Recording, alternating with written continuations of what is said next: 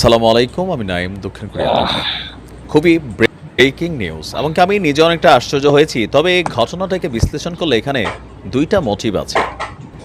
প্রথমটা হচ্ছে প্রতিশোধ। আমারই তুমি জেলে পুরাইছো, আমার নেত্রী জেলের মধ্যে ছিল একজন কাজের মেনিয়া, তুমিও জেলে যাবা। আইন বলতে বাংলাদেশে যা আছে সেটা কত প্রকার কী কী, আমরাও আইনের সুষ্ঠু প্রয়োগ করব।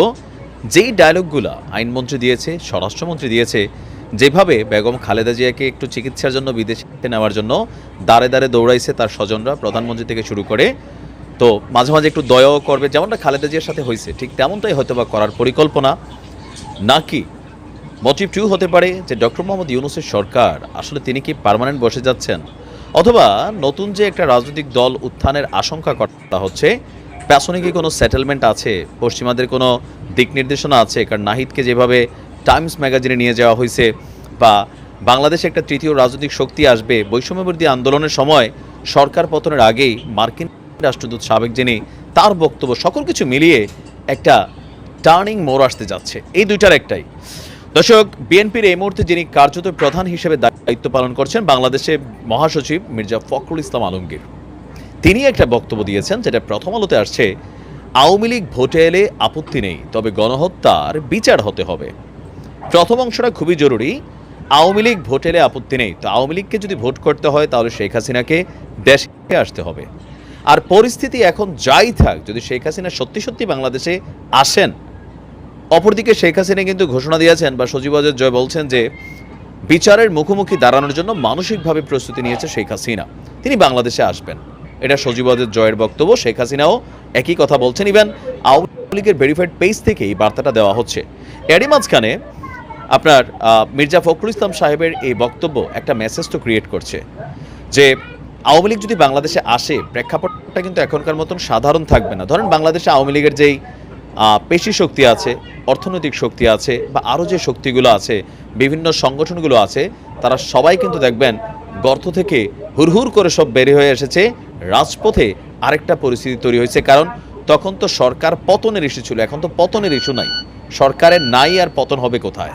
এটা জীবন মরণ লড়াই কিন্তু এটা আওয়ামী লীগের জন্য, বেঁচে থাকার জন্য, বা মাঠের মধ্যে এলাকায় নিজের ব্যবসা বাণিজ্য বাড়িঘর সেফটি রাখার জন্য যে আশঙ্কাটা পাচ্ছে আওয়ামী লীগ, জীবন মরণ যুদ্ধ হিসাবে কিন্তু এটাকে ফেস করবে। তো তার মানে শেখ হাসিনাকে দেশে আসতে হবে, আর দেশে আসার জন্য তিনি মানসিক প্রস্তুত। বার্তাটা কিন্তু এমনই চলে আসছে। অপরদিকে যখন বিএনপি বলছে, মির্জা ফখরুল ইসলাম সাহেবের বক্তব্য আমরা তো এটাকে আলাদা নিতে পারি না, যেটা তারেক রহমানের বক্তব্য না বা বিএনপির বক্তব্য না, যেহেতু তিনি দলটির মহাসচিব, তার বক্তব্য অবশ্যই দলীয় বক্তব্য হিসেবে আমরা কাউন্ট করে নিচ্ছি।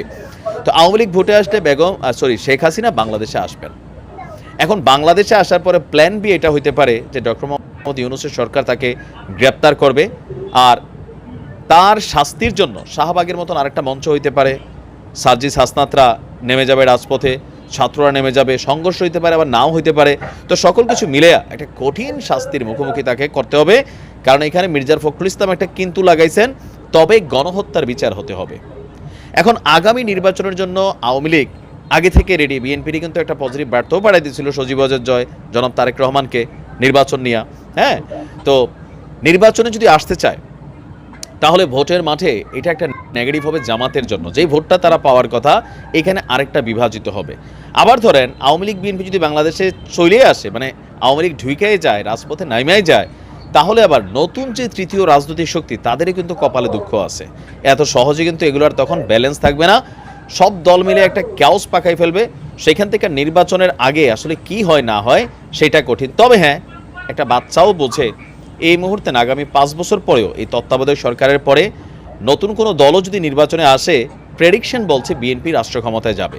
আর বিএনপি যদি রাষ্ট্র ক্ষমতায় যায়, তাহলে ভিডিওর প্রথম অংশে যেই কথাগুলো বলছি, একই পরিণতি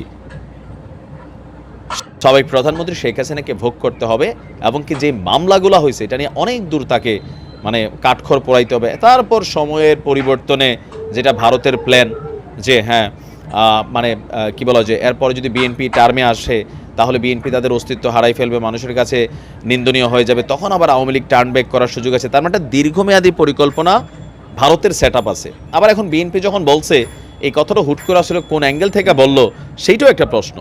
তবে কেউ কেউ বলছেন যে মির্জা ফখরুল ইসলাম সাহেবের এমন বক্তব্য আসলে বাড়িতে দাওয়াত দেওয়া জম আনার মতন আর কি, যে এখন আওয়ামী লীগের যত সহজে একটা মানে কি বলা যায় নেতারে বা তাদের একজন কর্মীরে বা একটা প্রতিষ্ঠানে ভাঙচুর চালানো যাচ্ছে, যদি শেখ হাসিনা প্রবেশ করে আওয়ামী লীগ এতটা আর দুর্বল থাকবে না, তারা শক্তিশালী হবে, যেটা আবার বিএনপিকেই এই ঝামেলাটা পোহাইতে হবে।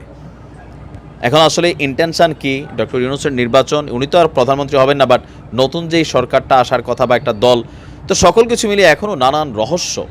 তবে আমার কাছে মনে হয় সব কিছু মিলেয়া অপশন প্রথমটাই, যে শেখ হাসিনাকে বাংলাদেশে আইনা বেগম খালেদা জিয়া যেই কক্ষে ছিলেন ওই একই কক্ষে রাখবেন, হয়তোবা আরও খারাপও হইতে পারে। আর আইন তো আইনি, আইনের মাধ্যমে এগুলো চলবে। তবে এখন যে আইনের সংস্কার চলছে সেই আইনের সংস্কার হলে সেটা আবার কোন আইন তৈরি করে সেটা হচ্ছে কথা। ভালো থাকবেন, আসসালাম।